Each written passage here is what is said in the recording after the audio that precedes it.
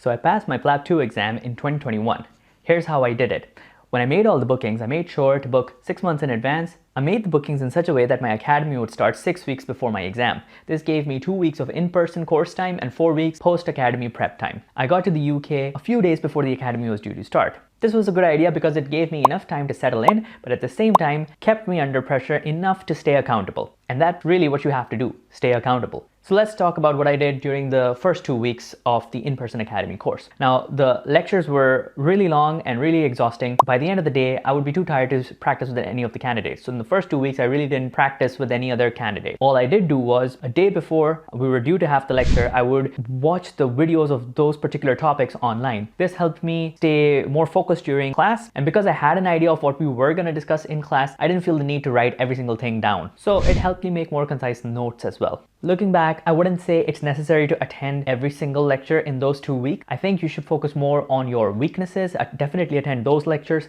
Otherwise, it really just depends on how much of a time crunch you have. If you are a bit OCD about attending every single lecture, just be sure to leave enough time for yourself to practice with other candidates. 4 weeks post-academy. After those initial 2 weeks, how did I practice with other candidates? I used to show up to the academy at 9 a.m. and stay till 5 p.m. practicing non-stop. I would practice with several different candidates, and this was helpful because every person had a unique perspective, and that really helped me add a lot of depth to my preparation. I did time myself while I was practicing with other candidates, which was very important to familiarize myself with the time crunch I'd be facing in actual exam conditions. So I approached the stations in a system-wise manner. So I started with cardio, resp, GI, breaking bad news, ethics, and so on. Also, I didn't think memorizing every single station was a good idea. I focused more on my weaknesses instead of spending time on the things I already knew I was good in. So if there's any particular area, let's say ethics or breaking bad news, that you're particularly worried about, I would say spend more time focusing on that. Use the Pareto principle. Get 80% of the results with 20% of the time. My target was not to memorize every single station or even get through every single station,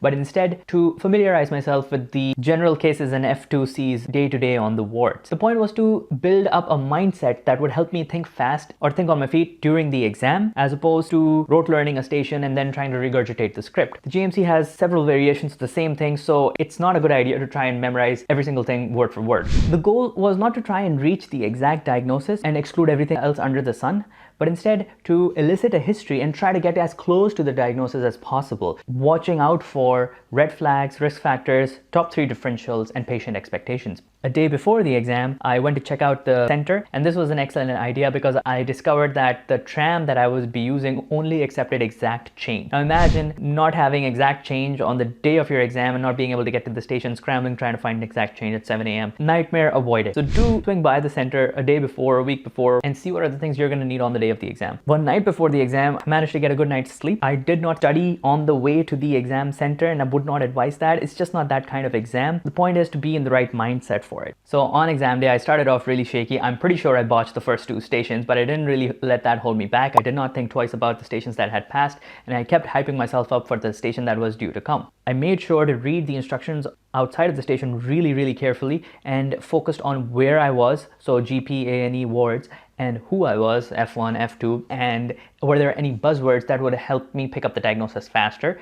And I started playing the scenario over a little bit in my head before I even went into the station. After the exam, I generally did feel like all of the stations went really bad, but I think that's a very natural feeling. Most people feel that way, so don't let that thing bring you down. Preparing for the practical stations only took me 2 days to do. I went through all of the practical stations twice over and thrice over for the ones I was extremely weak in. It didn't take more time than that, and it's really easy to do, so don't stress too much about it.